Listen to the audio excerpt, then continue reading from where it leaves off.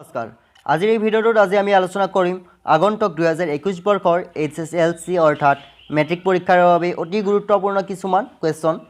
আৰু আজি আমি লৈছো সোশ্যাল সায়েন্সৰ পাৰ্ট 3 পলিটিক্যাল সায়েন্সৰ প্ৰথম অধ্যায় ভাৰতীয় গণতন্ত্ৰৰ পৰা কিছুমান গুৰুত্বপূৰ্ণ কোৱেশ্চন তো ভিডিঅ'টো অলপ স্কিপ নকৰাকৈ চাই যাব আৰু চেনেলটো যদি আপোনালোকে এতিয়াও সাবস্ক্ৰাইব কৰা নাই অনুগ্ৰহ কৰি চেনেলটো সাবস্ক্ৰাইব কৰি ল'ব তো ভিডিঅ'টোৰ ফালে আগবাঢ়িছো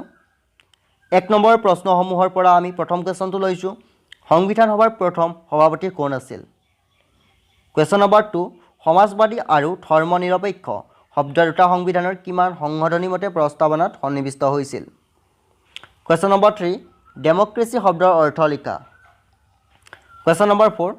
কোনে গণতন্ত্ৰক ৰাইজৰ দ্বাৰা আৰু ৰাইজৰ বাবে গঠিত এক চৰকাৰ বুলি সংজ্ঞা প্ৰদান কৰিছিল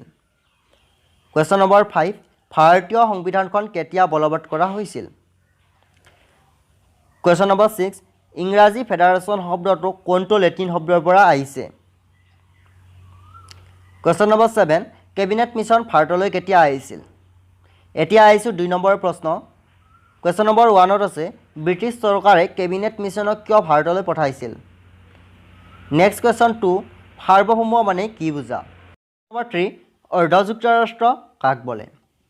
কোৱেশ্চন নম্বৰ 4 আছে গণতান্ত্ৰিক চৰকাৰৰ চাৰিটা গুণ বা সুবিধা উল্লেখ কৰা এতিয়া আহিছো ৰচনাধৰ্মী প্ৰশ্ন যিবোৰ 5 বা 6 নম্বৰ থাকে